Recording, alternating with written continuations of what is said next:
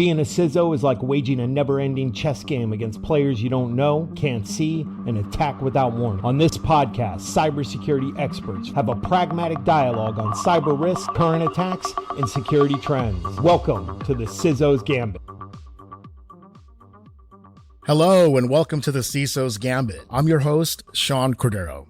Today, I'm happy to be joined again by the OG CISO Gambit creator, Brad Moldenhauer and Benjamin Corll, who have just come back from Miami, where they were attending the first inaugural CISOs Executive Summit, aka the CISO Exchange, first event of its kind.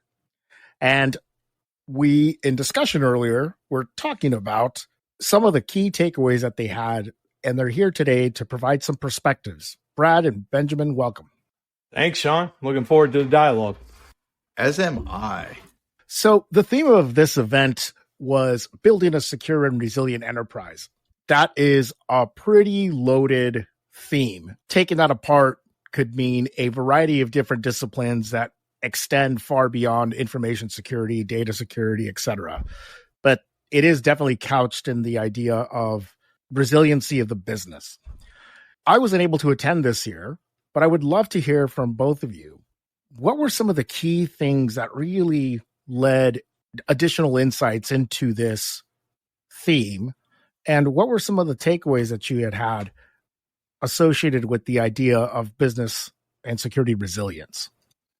So one of the things that really jumped out at me, and as you said, this was a CISO exchange.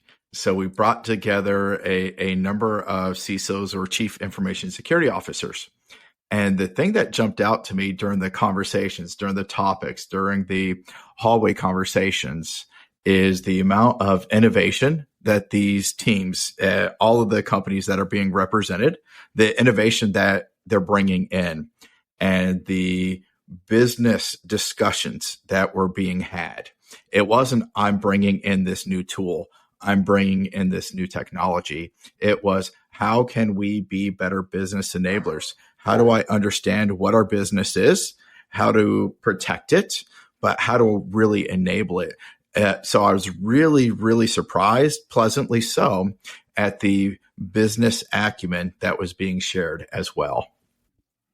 Yeah. And I would kind of echo that as well, because it's interesting. A lot of the times where, we have some kind of user-centric event, we always talk about the outcomes that are delivered by our products and our platform. And while that still was obviously a topic of discussion throughout the few days of the CISO Exchange, it was really great to see us focus on what I would call cyber resiliency, and not just from, how we help customers enable their own businesses, but what we're doing internally to build that resilience platform. So think like a lot of our SDLC and DevSecOps processes, what we're doing from a global cloud architecture standpoint, to make sure that we can minimize these blackouts, brownouts, and other black swan events. So it was a really interesting approach that I don't think that we talk about enough, because there's a lot that goes into that from a cloud operations standpoint, and we really got to open up the hood and hear a little bit more about what those teams do internally to kind of make all of this possible. Ben, you had mentioned innovation in the context of different ways that organizations that you spoke to during the event, how they were looking at it. I'm curious, did you find that it was innovation towards different implementations of security controls? You said it wasn't just, I'm bringing in another tool. It was more along the lines of, I'm thinking about this problem. This was my take. I'm thinking about this problem in a different way. Is there an example of something that you saw or heard during the event that made you go, yeah, that's pretty damn cool, I got to check that out? No, fantastic question. And, it's several conversations were had, and I'll call these my hallway conversations. And it was, how do we stop people from connecting to our networks? And this has been, connecting to a routable network, the traditional VPN. And as soon as you connect, that's been around for 20 plus years. As long as I've been around in IT, it's been around as well. And it really came down to different conversations of how do we stop people connecting to our networks? Because this just causes problems. If you talk about how do we combat ransomware or something like that, well, stop connecting to the network. Stop allowing unknown, untrusted devices from connecting to your network. And then you have, okay, well, what would that look like? And, I could sit here, put on my Zscaler hat and say, I love private access. I love, deploying that. But then you had somebody say, well, we went to a VDI, virtual desktop instance. And no longer were vendors allowed to connect their machines to our network. They're only going to be able to log on to a VDI. They still get access to my environment, but no longer is it an unknown or untrusted device. Now, again, they're generally going to be logged on to a system, so they can still pivot. They can still log on to others. They can still discover anything else on the network, but it was one more aspect of doing this. So that was one of the things that was out there. It was, how do we see a problem and how do we address it? How do we not always do what we've always done and assuming it's the only way? So there were other conversations, other topics that came up as well, where it's not just always going to be, this is how it's always been solved, and we're going to have a very closed mindset here. It was, okay, what else could we do? How else could we solve that? Really refreshing conversations. Brad, from your point of view, when we're talking about this idea of don't connect to the network, my observation over the last decade or so, that the idea of connecting to the network implies that you're connecting to something that is, by definition, either transporting or hosting something of value.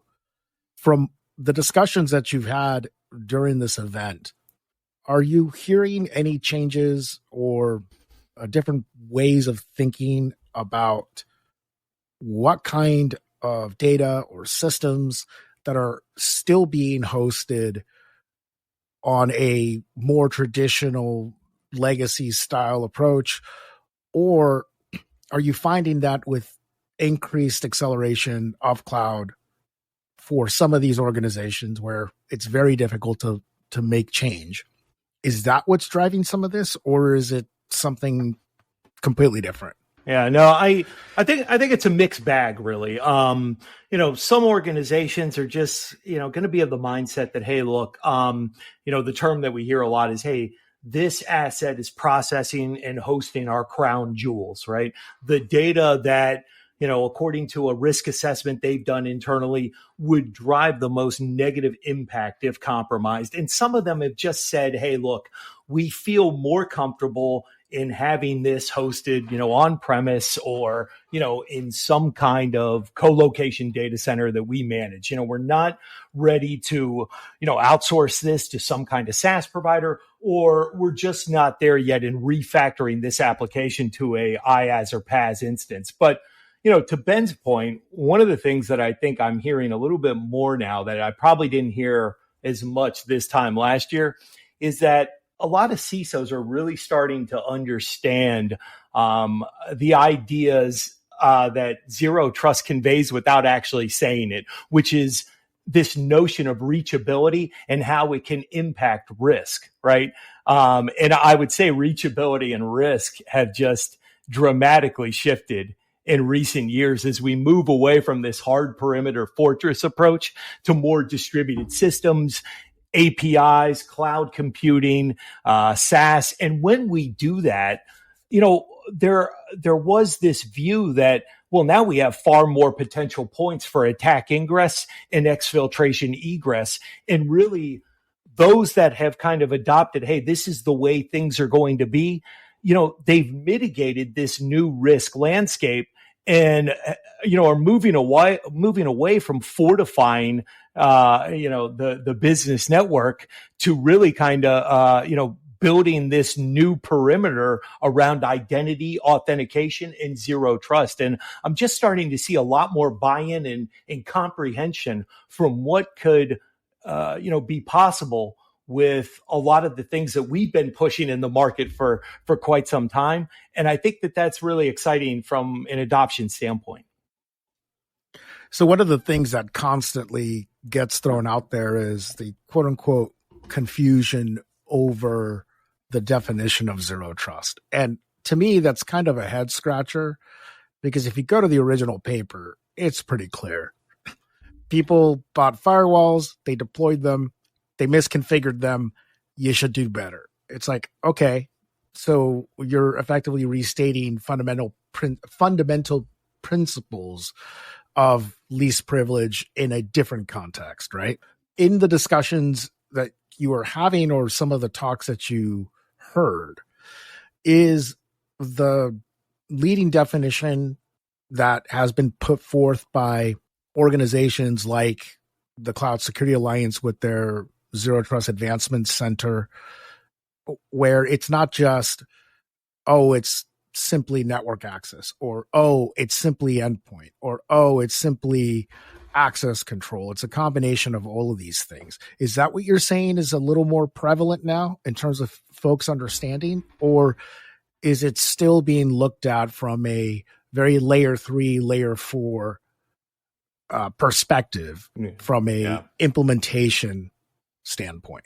Yeah, I think that that's exactly what it is that the zero trust initiatives out there, they're really starting to understand that, okay, hey, this is predicated on a cyber mesh where I'm going to have very specific players that really kind of feed into this overall strategy. Now, where we fit in is obviously the policy enforcement side, but really kind of identifying what that partner ecosystem looks like, from identity providers to endpoint protection platforms, potentially even, some of the virtualization you're doing along your edge with SD-WAN. And then, of course, SecOps is a real big player in this. And when they start to kind of see that picture paint, it gets away from this whole mindset of, oh yeah, it's not one vendor. I don't think anyone, including us, ever said that it was, right? And I think that was some confusion that a lot of customers out there had. But I think now they're really starting to get a sense for how this is going to work in their environments,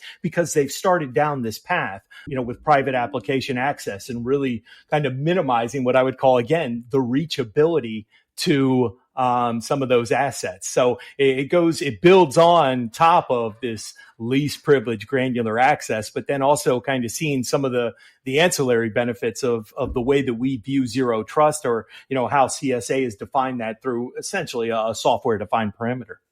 No, and I really like that. And I think it was Brad who told me, months and months ago, when you think about what is zero trust, and zero trust, and I think this is being understood more and more, of not just being a buzzword, but how do you define it?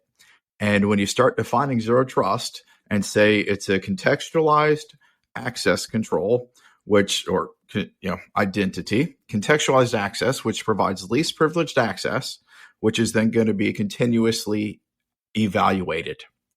So it's not just a single point in time. It's going to be continually evaluated as well. Because there's a better understanding of that out there, because there are those integrations of those multiple solutions, or as Brad said, they build upon each other. I think that is why you're starting to see movement going forward, because solutions are getting better. People are understanding this. It's not, again, just a buzzword anymore. There's actually meat. There's actually things people can do. And because of that, you're starting to see adoption, and you're starting to see that implementation of it. Yeah. And, one thing I would add on to that, in a number of discussions that, at least when I was having them with, various CISOs that were in attendance at the CISO Exchange, is that, I want to say that we've been pushing this, but it's becoming more apparent now. But a lot of them have really kind of rethought on how they're implementing zero trust. And I did not talk to any one of them who did not fundamentally believe that zero trust is not a worthwhile aim. But at the same time, they all recognized that it is far too complex and multidimensional of a problem to handle through a portfolio of manual controls, right? So they really were focused in on these integrations that Ben and I were just talking about to help automate, to tackle that problem at scale in a modern enterprise. It's funny that you say that, Brad, because an entire vertical right now is probably going, but wait, you need us. You need us to integrate your disparate stuff.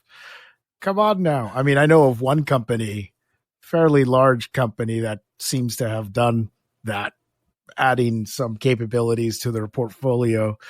And I'm not even sure they still sell that capability, but I suspect that they're using it on their back end.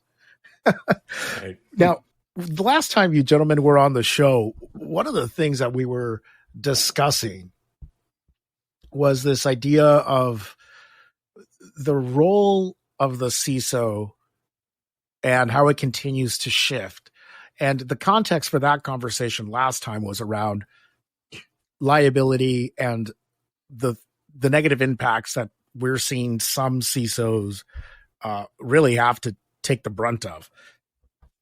Last month, we had Dawn Marie Hutchinson on the show, and she made a comment that in the world of CISOs, we've been asking for so many years to be at the table, and we're finally there in some capacity, but we still don't have the exact same respect that other executives might. Now, I know that this varies from organization to organization, but then when you think about that and overlay some of the industry level changes that are happening, whether it's on the personal liability, individuals now getting charged with alleged criminal activities, et cetera, or lack of care or lack of due diligence. Was this a conversation that came up at all across your peer group? I can't imagine that it didn't show up in some way, shape, or form. No matter what your role is inside your organization, whether you be CISO, CFO, CEO, see anything, if you lie to regulators, if you mislead them, you are, if you're doing criminal activity, you should not be surprised when prosecutions come after you. So I don't think that's setting a standard, but it's saying thou shalt not do this. So it's an example for the rest of us not to follow. So I don't think that asking for a seat at the table, and as you said, to some aspect we're there, absolutely is going to vary. Do we each and every one of CISOs that are going out there, if you're not listed as a director of the company, if you're not listed as an officer of the company, do you cover your own D&O insurance? Well, okay, great. That was a topic of conversation over lunch or dinner or something at one of the tables that I was at as well. But the thing is that D&O insurance is not going to cover you if you are breaking the law, if you are doing criminal activity. So yeah, it might not be a bad thing for CISOs that are not listed as a director or officer to have their own insurance, but understanding it's still not going to help when you are willingly breaking the law. Yeah. I, on this point, I had, it was a smaller conversation. It was with two different individuals, but they came at me with an interesting question. And I think it feeds into what you just asked, Sean, is the growing responsibility associated with the role. But the question that they ultimately were asking me in a different way, but they were trying to evaluate to see if security can give their organization a non-traditional competitiveness, because they understand that security is valuable, and they've been obviously having these conversations with their board or at least executive leadership team. And really, when they kind of laid this out to me, I was like, well, yeah, I mean, it's valuable with not only vendors and partners, but also customers. And we've seen in the industry how some companies can turn that into generating revenue or grabbing greater market share or increasing margin and average selling prices, or just be part of a good, better, best type marketing strategy. So yeah, there's lots of opportunities, and that in a way could be the golden ticket if cybersecurity can morph itself and being able to deliver those types of enterprise benefits. And the conversation really kind of stretched into, to what Ben really kind of started this discussion with, is what kind of innovations are out there And then I think that this conversation picked it up to where, yeah, how did these help me differentiate myself within my specific industry vertical or marketplace? So just fascinating dialogues on things I didn't even expect to talk about. Brad, one of the topics that I know you enjoy quite a bit, and you were on the show last year talking about ML and AI with our head of research on that front and product development. How was that topic in the context of the way that we work now, security operators, pros, compliance folks, whichever flavor of security that you're in? What was any takeaways or things that you heard that made you go, that's interesting. I hadn't considered that, or I have been considering that, but I thought it was kind of out there, but it's not. Yeah. So I would say, first of all, when I think of AI and ML in a security context, I think that it gives us, a degree of automation in whatever it is that it's being applied to, right? So I think in this context, what we can think of and what Ben and I probably saw a little bit of with some of the AI and ML advancements is creating yield out of security expense, right? So again, focusing more on automation and then obviously prevention. We're doing some very interesting things with what I would call smart isolation, which is kind of more of a predictive control to, help organizations get ahead of that risk curve. I would say that unlike previous discussions we've had about AI and ML, it was more about really creating yield out of security expense with what it does, which is really automating a lot of historical manual processes or, semi-automated ones at best.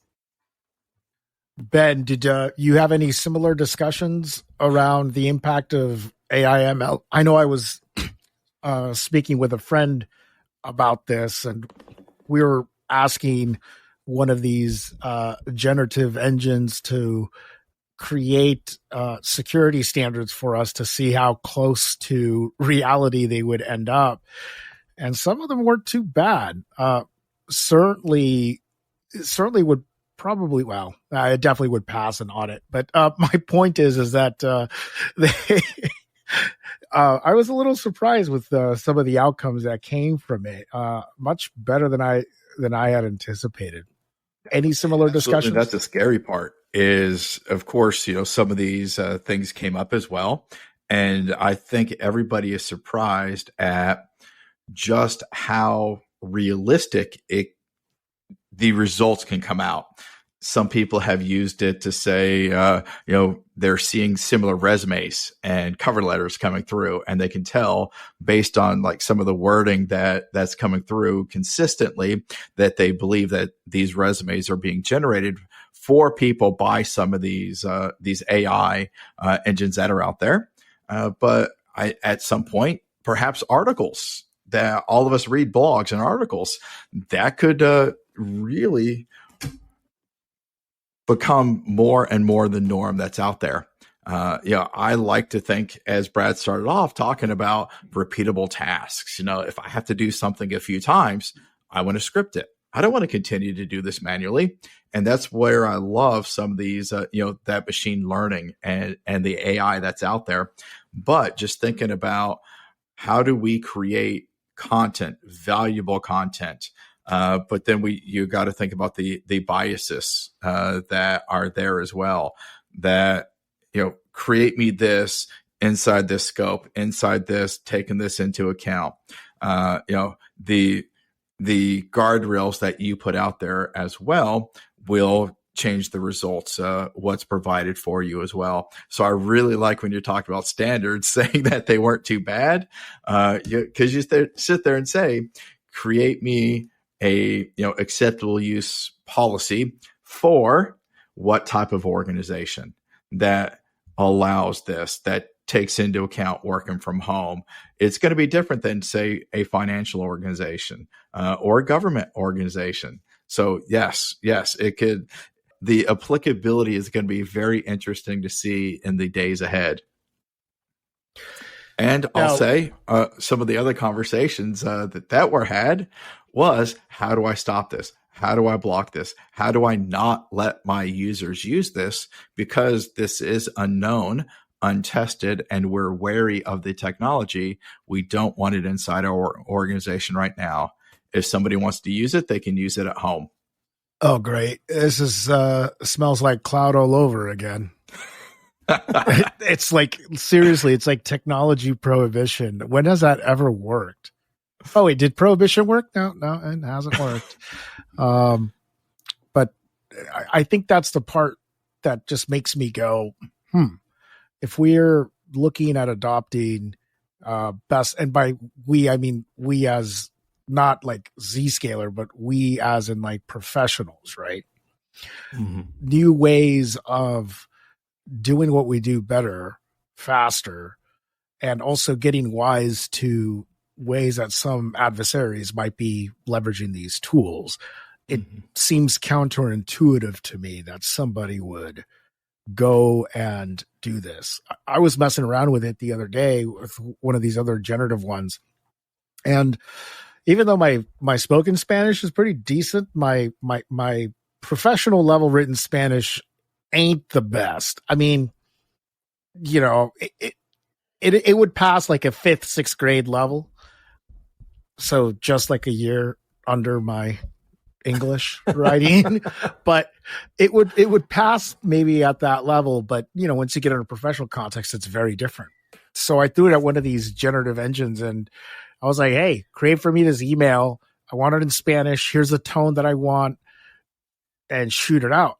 And I literally was like, wow, that is certainly much better than anything I could write. Like, it was so good, I couldn't even take it to my mom and ask her to review it, because most of the words that were being used, not really within her vocabulary, right? Because they were old tech stuff, right? Yeah. So regarding the keynote, though, I mean, kind of like final thoughts from both of you gentlemen, I appreciate it. So I understand that it was Jay Chaudry, founder and CEO of Zscaler, along with George Kurtz, founder and CEO of Crowdstrike. And it's great to see those two industry leaders together, because of the fact that between ecosystem partnerships and integrations, it's important and part and parcel to what both organizations are looking to solve for mutual clients. Were there additional takeaways that either of you had from that discussion between the two of them, or takeaways that came as a outcome from peer level discussions afterwards? Well, you know, one thing I would say is, you know, Ben, I'm sure you would kind of agree with me here. I mean, just to see, you know, George Kurtz and Jay Chaudry on stage together talking about this, I mean, what a legendary session for the cybersecurity community, right? So, I mean, that was just, you know, I was kind of starstruck, if you will, almost seeing that those two, you know, innovative minds up there kind of have just a frank and open dialogue with this audience.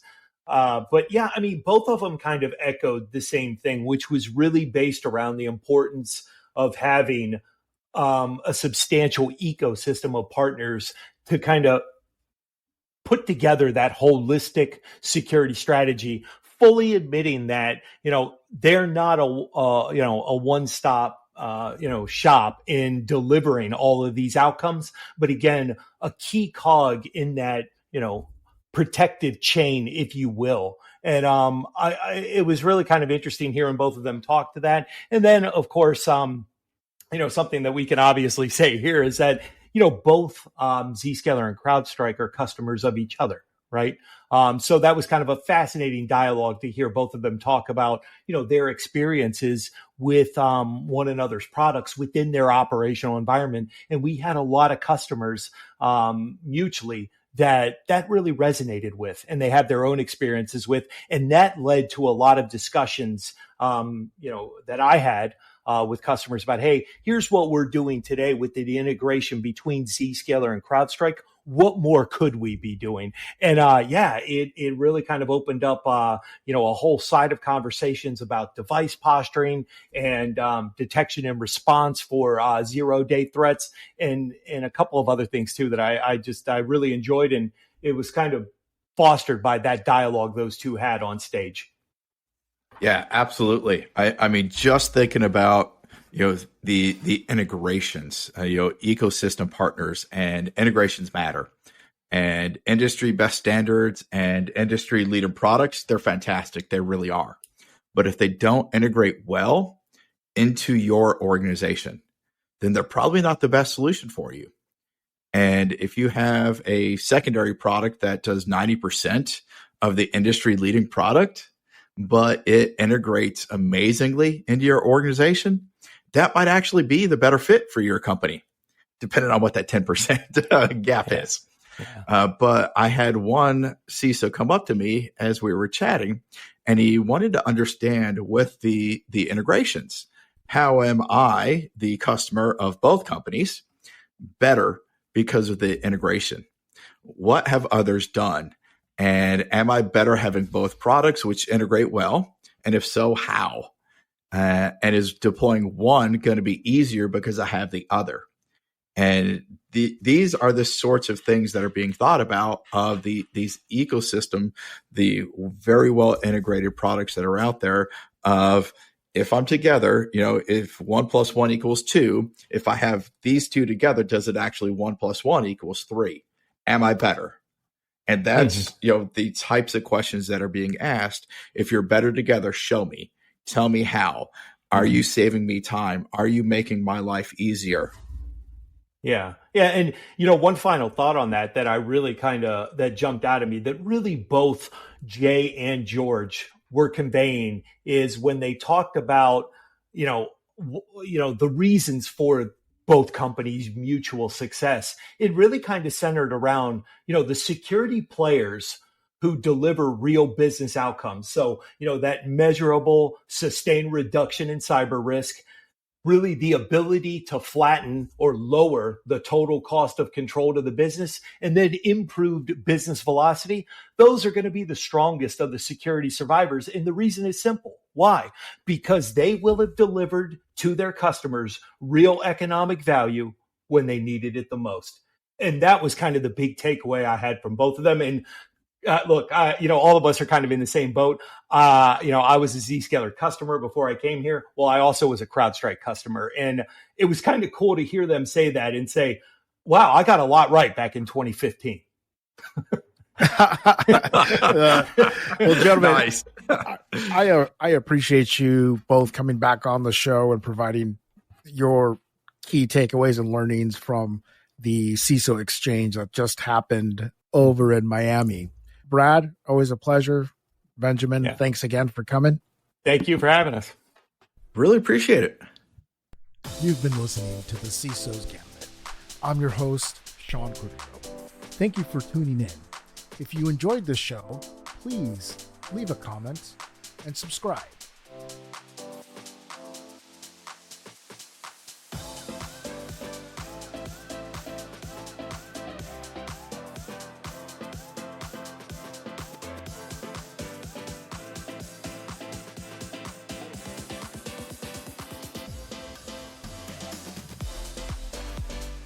Content on this podcast may contain forward-looking statements that are current as of the date of recording and subject to change. These statements are subject to the safe harbor provisions created by the Private Securities Litigation Reform Act of 1995. Full legal disclaimers are available at revolutionaries.zscaler.com. Copyright 2022.